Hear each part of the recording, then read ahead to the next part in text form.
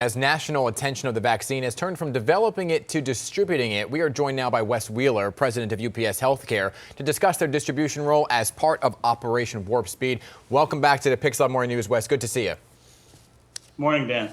So, Wes, you've had quite the task ahead of you, and you've been doing a fantastic job. On December 12th, almost 2 months ago, UPS announced its full support in distribution efforts of the COVID vaccine. Just curious, how many have been successfully distributed so far, number-wise? As of Saturday, UPS Healthcare has delivered 30.7 million to the United States and well over 40 million to the world.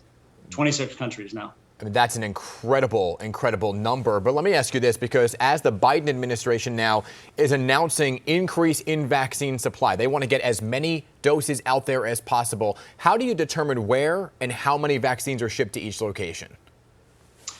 Well, we work with Operation Warp Speed every day. I mean, we're on Zoom calls with them probably 3 or 4 times a week. I actually talk to General Perna quite often. The CDC, as you know, is really designing the program for the federal program. Mm-hmm. And we get the orders every single day and we ship out every single day. We are now delivering, I think, between FedEx and UPS, about 2 million doses a day. We're ramping up quickly. And we expect to be well over that by the time the third vaccine dose comes out. You know, vaccine shipments, I want to throw up some of this video because it's incredible. They've been accompanied by police escorts. We spoke about this last time, the security detail that would be needed. Have there been any security issues?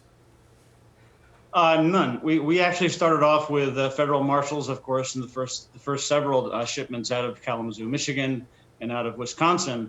Now we have armed escorts that come with those vehicles as well every single day. So with nearly 40 million doses, any logistical problems, lessons learned so far in getting out the vaccines? I think that now we're expanding quite a bit into many more retail chains. I think you've heard that from the federal government. They're expanding their retail program to maybe 40,000 locations. So well beyond CVS and Walgreens. Will be starting this week. We have over 15,000 locations now, expanding to 107,000 total locations in the United States, and that's just for the UPS side. Of course, you know that FedEx has the other side of the country, so we both share the load here. We're very happy to be ramping up quite quickly, 2 million doses a day now. Yeah, I mean, you just gave me the segue to the next question, because UPS has worked closely with your competitor, FedEx. Who thought we'd ever see that day, right? On the logistics of vaccine deliveries, dividing up the states between the two companies. We've seen big communications issues regarding vaccine distribution on the local level as well. What can the country and the localities learn about unity and collaboration from the two of you? Well, the program works very well now. The program that Operation Warp Speed set up is a data flow that comes from the CDC all the way through the Operation Warp Speed to, of course, Pfizer, McKesson, and the distributors, and comes to us all within 1 day. And so, as long as the addresses are correct, as long as we get the right addresses in the right locations, that program is automatic.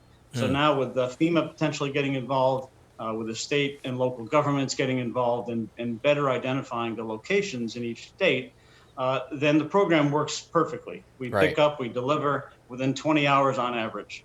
You know, there's been a lot of success here to talk about, but there's also a lot of work to be done as we look to the future. We've alluded to this one-shot Johnson & Johnson vaccine, right? That doesn't require refrigeration. That's probably good news to you. How are you planning to then be involved in the distribution of that? And will they both be on a plane with the ones that need to be refrigerated? Yes, they're all coming together. So our understanding at this point is that with the EUA now tentatively scheduled for the end of this month, we're expecting the Janssen vaccine to come from their locations, of course, through the McKesson operation into the same process that we have with our command center, with our vehicles, with our aircraft coming through Louisville, our Worldport facility, and delivering to all the locations that we're given every single day. So it's really the same process. It's just a different origin and potentially different destinations. And you talked about the CDC. Yeah, and you talked about the pharmacies, right? Rite Aid and so on and so forth. What will that require of UPS in terms of getting it to them? Well, as I said, the addresses come in. We have 107,000 addresses now in our system. That's been given to us by Operation Warp Speed. As soon as the orders come in, it's an automatic process. So we automatically ship We pack and ship the label with the label from McKesson, from Pfizer if it's the Pfizer vaccine, and it comes all the way through Worldport, through our command center, and to the destination. Okay. So it really doesn't change no matter what vaccine it is. Understood. You know, and I don't know if you've been paying attention to what's happening in our neck of the woods, but there's been a heck of a lot of winter weather in the New York, New Jersey area. So what contingency plans are in place in case there are weather delays? Have you seen any sort of weather issues lead to a delay in getting the vaccine out to where it needs to go? Well, generally no delays, but it is difficult, of course. When the good news about the vaccines is we have eyes on all the packages. So we see them, we know them. If it's stuck on an aircraft for whatever reason, if the aircraft can't land or can't take off to a destination, we know exactly where that vaccine is. We pull the container off the aircraft and we put it on a ground operation to get to the final destination. We have had 99.99% on time by day performance since December, since the beginning of this whole thing. We're pretty much out of time, Wes.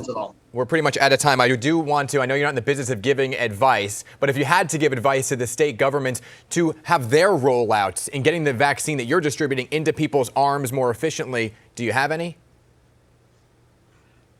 The main issue we have is getting the addresses correct. When the addresses are correct and the recipient's name is correct, we can get to that destination no matter what it takes. We have eyes on these things all the time. So we can just, as long as the states and the local counties and hospitals and retail chains have the correct addresses, we're doing fine. Understood. Wes Wheeler, appreciate your voice. Thank you for coming back to the Pick 7 Morning News. You are welcome back. I know you have a long road ahead of you with Johnson & Johnson coming on board. We'll stay in touch. Thank you very much.